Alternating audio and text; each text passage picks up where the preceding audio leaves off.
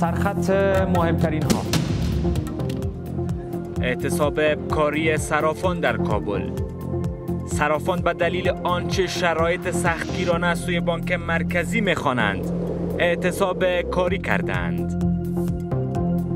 د مالیه وزارت او د افغانستان بانک زموږ سره دغه مشکل ته د حل لاره پیدا نه کړي، تر هغو به موږ خپل کاربندیز اعلانوو او کاروبار ته به نه راځو. بزرگداشت از روز جهانی قابله ها در کابل. مسئولان وزارت صحت‌عامه به پشتیبانی از قابله ها تاکید دارد. شورای قابله ها اما از نبود زمینه کاری شکایت دارد. قابله ها به خاطر از اینکه پیشرفت در قسمت رشته خود ندارن مجبور به ترک مسلک میشن. تلاش می‌ورزیم که حقوق آنها پرداخته شود و همچنان توجه جدی صورت بگیره به تحصیلاتشان، به امتیازاتشان. بحران مشروعیت، چالش امارت اسلامی. پس از 9 ماه تا هنوز هیچ کشور امارت اسلامی را بر رسمیت نشناخته. بهانه‌ای وجود نداره فعلا که ما بگوییم که معیاری مانده باشه. و در پی یک تیراندازی در شهر بافلو در شمال نیویورک امریکا، دست کم 10 تن کشته شدند.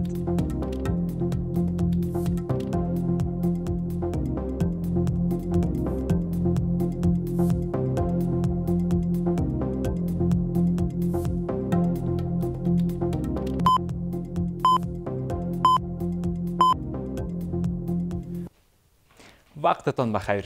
بیننده مهمترین ها در این ساعت خبری از یک با من ادریس فاروقی هستید. بزرگترین مرکز داد و ستد پولی افغانستان امروز بسته بود. صرافان به دلیل آنچه شرایط سختگیرانه بانک مرکزی می‌خوانند اعتصاب کاری کردند.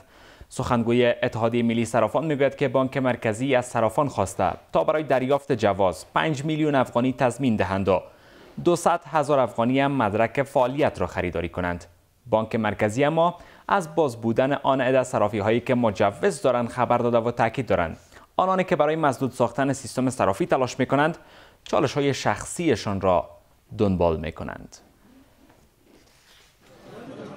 سرای شهزاده، بزرگترین مرکز داد و ستد پولی افغانستان، امروز به دلیل اعتصاب صرافان بسته بود.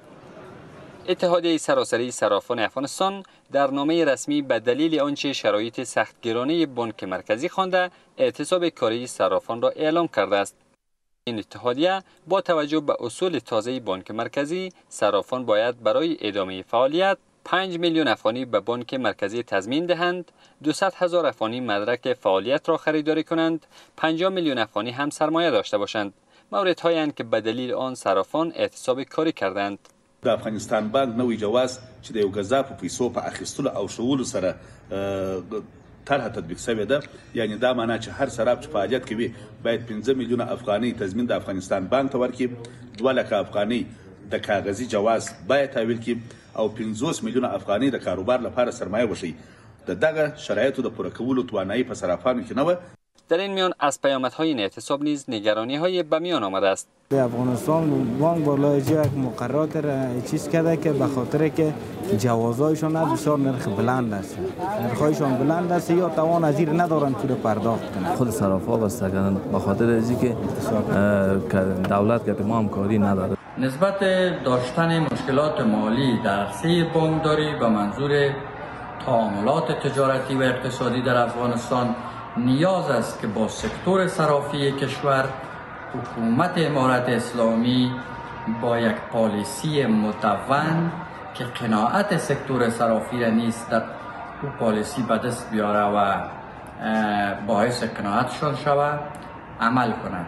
در شهر هم مردم نگران این اعتراضند تا نشود نرخ مواد خوراکی در بازارها افزایش یابد. حکومت نه دا غوښتنه لرو چې امنیتي او اقتصادي بحران د افغانستان نه لرې کړي او اوس مهال چې تاسو کوم هغه وینئ حتی سرای شاهزاده هم د همدې اقتصادي بحران له مخې نه بند ده. بسته ماندن سرای به نفع دولت و به نفع مردم به صورت قطعی نمیباشد، چون افغانستان برای فعلا به بحران اقتصادی روبرو است. به اون خاطر باید هر چیز زودتر به یک فیصله برسن و کدام مالی را که به صرافا وضع کردن در او تجدید نظر کنند. بانک مرکزی اما از باز بودن آن در صرافی هایی که مجوز دارند خبر داده و تاکید دارند آنانی که برای مسدود ساختن سیستم صرافی تلاش می کنند چالش های شخصیشان را دنبال می کنند. تمام مارکت های صرافی و خدمات پولی با شمول اسرای شاهزاده در کشور باز می باشند و آن در صرافان و فراهم کنندگان خدمات پولی که جواز فعالیت را از افغانستان بانک اخذ نموده اند به صورت نرمال به فعالیت خویش ادامه می دهد. با این همه مردم انتظار دارند تا هر چه زودتر برای حل این چالش آستین بالا زده شود، چون از رهگذر اقتصادی این روزها افغانستان با مشکل‌های بیشتر دست و پنجه نرم می‌کند و ادامه این وضعیت نیز بر اقتصاد کشور تأثیر جدی خواهد داشت. از روز جهانی قابله‌ها در پایتخت بزرگداشت شد. بانک مسئولان وزارت صحت عامه از پشتیبانی تمام از قابله‌ها سخن میگویند، اما رئیس شورای قابله‌های افغانستان از عدم دسترسی قابله‌ها به ادامه تحصیل و نبود زمینه‌های کاری شکایت داشته و از امارت اسلامی خواهان ایجاد زمینه کار برای بیش از 30,000 قابله است. سفیر قطر در کابل هم از ادامه کمک‌های بشری به مردم افغانستان خبر داده و میگوید کشورش از یک افغانستان توسعه یافته پشتیبانی میکند. گزارش از بشیر احمد شیرزاد. آمدند تا از روز جهانی قابله‌ها زیر نام 100 سال پیشرفت بزرگداشت کنند. در این مراسم به شمول مقام‌های حکومتی برخی از نمایندگان کشورهای خارجی همچنان حضور دارند. رئیس شورای قابله‌های افغانستان میگوید در حال حاضر از میان 38,000 قابله در کشور تنها 6,000 آن مصروف کار بوده و متباقی همه بیکارند. که مسئله تحصیلات قابلگی هست که قابلگی در افغانستان به سطح دیپلمه بود، لیسانس ما بسیار کم است و قابله ها به خاطر از اینکه پیشرفت در قسمت رشته خود ندارند مجبور به ترک مسلک میشن. با این حال سفیر قطر هم که در این برنامه شرکت کرده میگوید کشورش کمک‌های بشردوستانه را به مردم افغانستان ادامه داده و از یک افغانستان باثبات و توسعه یافته پشتیبانی میکند. ما کمک‌های بشری به افغانستان را ادامه می‌دهیم. ما در سکتورهای صحی، آموزشی و آبرسانی همکاری کرده ایم و بیشتر از 25 میلیون دلار در این سکتورها کمک ارائه کرده شده است. مسئولان امارت اسلامی هم بر تامین امنیت و ایجاد زمینه‌های آموزش و تحصیلات عالی برای قابله‌ها تاکید کرده و وعده می‌دهند. تلاش می‌ورزیم که حقوق آنها پرداخته شود و همچنان توجه جدی صورت بگیره به تحصیلاتشان، به امتیازاتشان و قدردانی صورت بگیره از زحماتی که یا میکشند در تمام کشور، اعم از شهرها و اطراف و اکناف و ولسوالی‌ها و قبیله‌جات. نیکه مرغه چې په دې برخه کې د نصاب په نوښت باندې هم کار روان دی. د ټولې برنامې د تطویر په برخه کې کارونه روان دي. انشاءالله موږ د اسلامي نظام په حیث دا چې په ټوله کې د انسان ژوند ته او د انسان د ژوند ساتنې ته ژمن یو. در حال از روز جهانی قابله‌ها در کابل بزرگداشت می شود که بر بنیاد آمارها افغانستان هنوز هم از جمله کشورهایی است که در آن آمار مرگ و میر مادران هنگام زایمان بیشتر است. از روی کار آمدن امارت اسلامی در افغانستان 9 ماه می‌گذرد، اما تا هنوز از سوی هیچ کشور بر رسمیت شناخته نشده است. آگاهان سیاسی بحران مشروعیت ملی و بین المللی را برای افغانستان زیانبار می‌خوانند. آنان میگویند امارت اسلامی باید با جهان کنار آید و مشروعیت بین المللی را به دست آورد.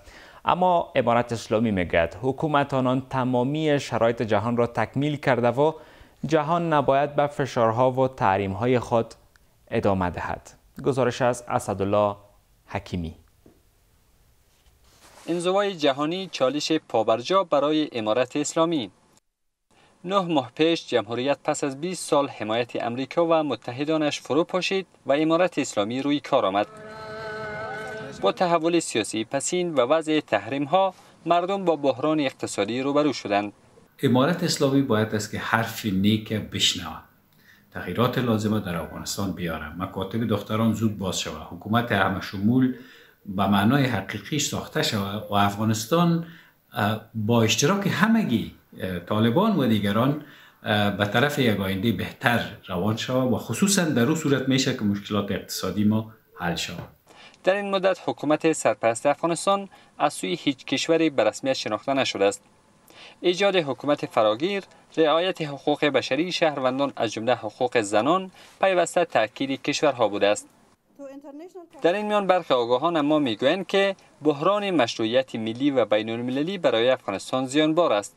نبود روابط رسمی و عدم مشروعیت بین المللی امارت اسلامی افغانستان تحت هیچ عنوانی به خیر و صلاح امارت اسلامی و ملت افغانستان و حتی جامعه بین المللی نیست. لذا خواست ما از حکومت افغانستان این است که با پذیرفتن خواسته های مشروع جامعه بین المللی روابط افغانستان با جهان را تحکیم ببخشد. امارت اسلامی اما میگوید که در حال حاضر با اکثر کشورها روابط دیپلماتیک دارد و حکومت آنان تمامی شرایط جهان را نیز تکمیل کرده است.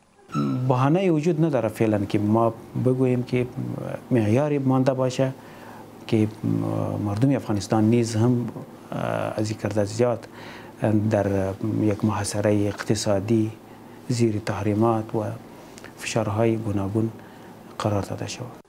اخیراً فرمان رعایت حجاب برای زنان از سوی امارت اسلامی صادر شد که با واکنش‌های گسترده جهانی روبرو شد. امریکا و شمار از کشورهای غربی تاکید کردند که این اقدام‌ها در روابط افغانستان و جهان تأثیر منفی خواهد داشت. سازمان‌های اطلاعاتی و استخباراتی امریکا پس از خروج از افغانستان منابع بیشتر و میلیاردها دلار پول اضافی را در کار انداختند تا اطلاعات بیشتر در مورد فعالیت‌های تروریستی حاصل کنند.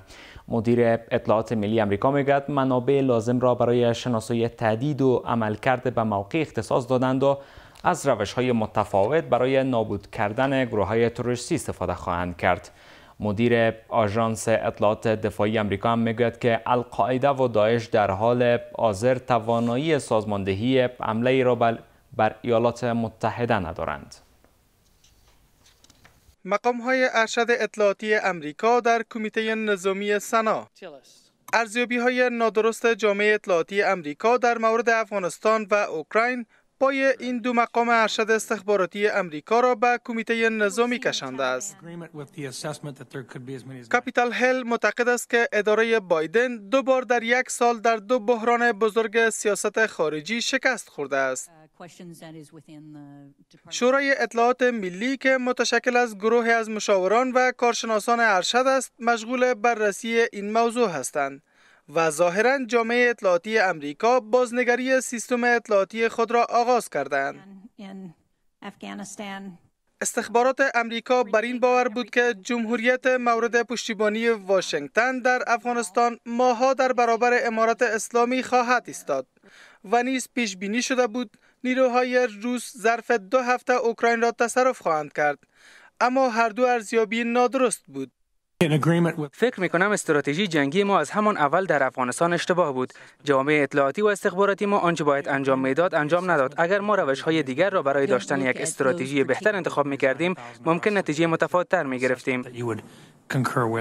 پرسش‌های در مورد چگونگی فعالیت گروه‌های تروریستی در افغانستان نیز از این دو توسط سناتوران مطرح می‌شود. آیا خطر گسترش فعالیت تروریستی پس از خروج نیروها از افغانستان به جهان وجود دارد؟ من از فعالیت شاخه خراسان داعش نگران هستم. با توجه به حملات فاجعه باری که این گروه اخیراً در افغانستان انجام داده، آینده این کشور خوب پیش بینی نمی شود. اما القاعده با مشکلات در رهبری خود روبرو است و دوباره احیا نشده و از سوی طالبان هم تعهد داده‌اند اجازه نمی دهند القاعده دوباره احیا شود.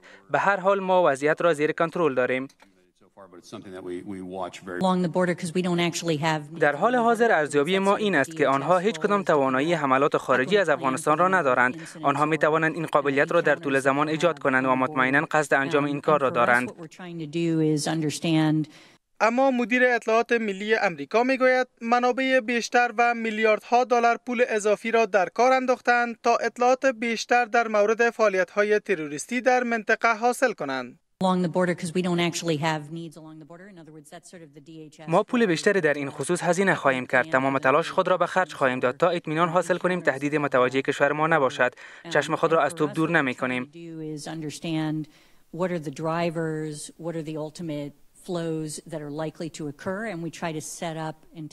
امارت اسلامی بارها اعلام کرده است که اجازه نمی‌دهند گروهی از خاک افغانستان این کشورها را تهدید کند و به امریکا، کشورهای اروپایی و همسایه‌های افغانستان اطمینان داده است. اردوی افغانستان توانمندی مبارزه و نابودی هر گروه را که امنیت افغانستان و منطقه و جهان را تهدید کند را دارد. بیننده ادامه مهمترین های این ساعت خبری از یک هستید و آل هم در مهمترین های از جهان.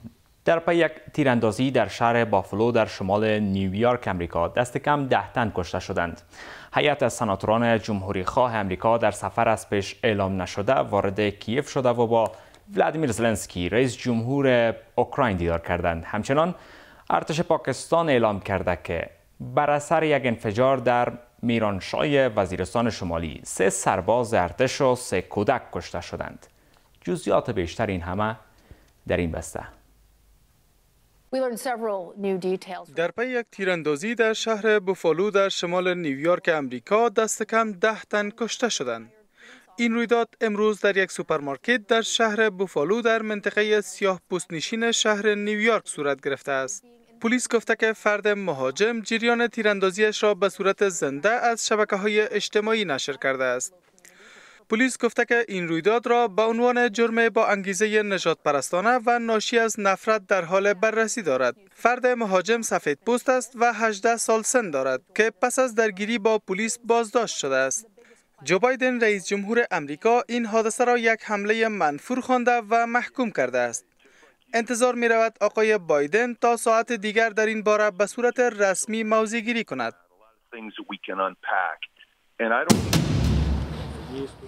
هیئت از سناتوران جمهوری خواه امریکا در سفر از پیش اعلام نشده وارد کیف شده و با ولادیمیر زلنسکی رئیس جمهور اوکراین دیدار کردند. رئیس جمهور اوکراین این سفر را نشانه قوی از پشتیبانی 2 حزب کنگره و مردم ایالات متحده امریکا از اوکراین خوانده است. این دومین سفر یک هیئت بلندپایه کنگره امریکا به اوکراین در ماه جاری به شمار می رود. همزمان وزیران خارجه گروه 7 اقتصاد بزرگ جهان بر ادامه انزوای اقتصادی و سیاسی روسیه تاکید کردند. دیپلمات‌های ارشد بریتانیا، کانادا، آلمان، فرانسه، ایتالیا، ژاپن، ایالات متحده و اتحادیه اروپا پس از دیدار در آلمان متحد شدند تا زمانی که لازم باشد به کمک‌های نظامی و دفاعی خود به اوکراین ادامه دهند. از سوی رجب طیب اردوغان رئیس جمهور ترکیه مخالفت خود را با پیوستن فنلند و سویدن به ناتو ابراز کرده است. با این همه ولادیمیر پوتین رئیس جمهور روسیه در گفتگوی تلفنی با رئیس جمهور فنلند هشدار داده که پیوستن این کشور به ناتو یک اشتباه بزرگ خواهد بود.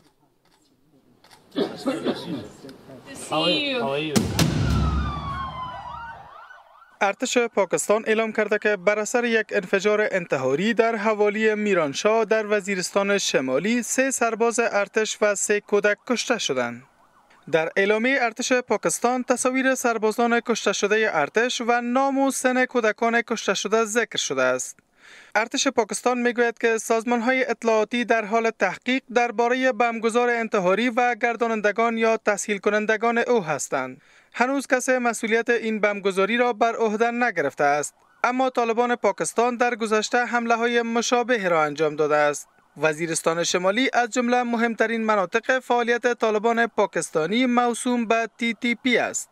آل هم در مهمترین های ورزش امروز از شکست تیم فوتبال 16 سال افغانستان برابر تیم ملی ازبکستان، رقابت‌های کرکت جام افغانستان سرسبز، قرارداد سمیر حبیبزی با تیم رویال آنتوپ بلژیم و همچنان از قهرمانی لیورپول در جام حذفی فوتبال انگلستان هم خواهیم گفت. جزئیات بیشتر این همه در این بسته. تیم ملی فوتبال 16 سال کشور در دومین دیدار از رقابت‌های قهرمانی مرکز آسیا به مصاف تیم ملی فوتبال 16 سال ازبکستان رفت که این دیدار با نتیجه پرگل 6-0 با شکست افغانستان به پایان رسید. قرار است افغانستان در سومین بازی خود در مقابل تاجیکستان به میدان برود. رقابت‌های قهرمانی مرکز آسیا با حضور 5 کشور افغانستان، ازبکستان، تاجیکستان، قرقیزستان و ایران به میزبانی شهر دوشنبه تاجیکستان برگزار شده است. در ادامه رقابت‌های کرکت جام افغانستان سرسبز، 2 تیم پامر لجنز و میوند ساتون که پا به میدان گذاشتند که در پایان تیم پامر لجنز توانست تیم میوند ساتون که را شکست دهد. در این دیدار ابتدا تیم میوند ساتون که در بخش توپزنی توانست در 50 آور و با از دست دادن 6 بازیکن 307 دویش را برای تیم پامر لژندز هدف قرار دهد. هدف داده شده را تیم پامر لژندز توانست در 49 آور و با از دست دادن 7 بازیکن انجام دهد و با تفاوت 3 ویکت این تیم را شکست دهد. سمیر حبیبزی بازیکن افغانی الاصل بلژیمی با قرارداد 3 ساله به تیم دوم رویال آنتوب فوتبال بلژیم پیوست. حبیبزی تجربه بستن بازوبند کاپیتانی تیم 15 ساله و 17 ساله های تیم ملی فوتبال بلژیم را در کارنامه خود دارد. او پیش از این در تیم 18 ساله سنتریدون بلژیم توپ میزد.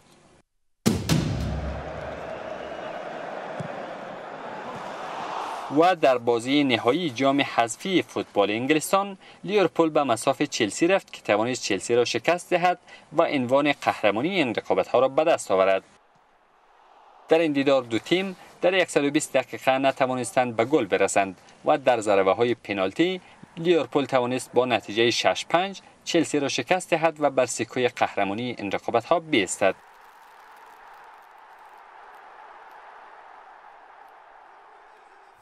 حال هم از وضعیت آب و هوای فردای کابل و چند شهر بزرگ افغانستان و همچنان نرخ ارزها در بازار امروز کابل بدانید.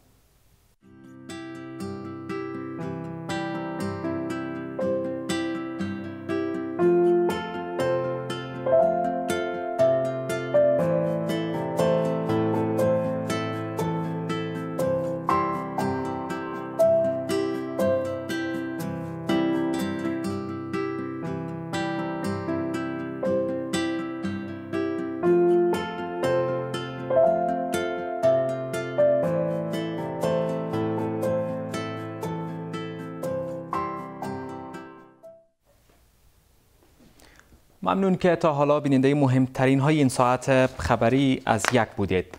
وقت بر شما خوش. خدا نگهدار.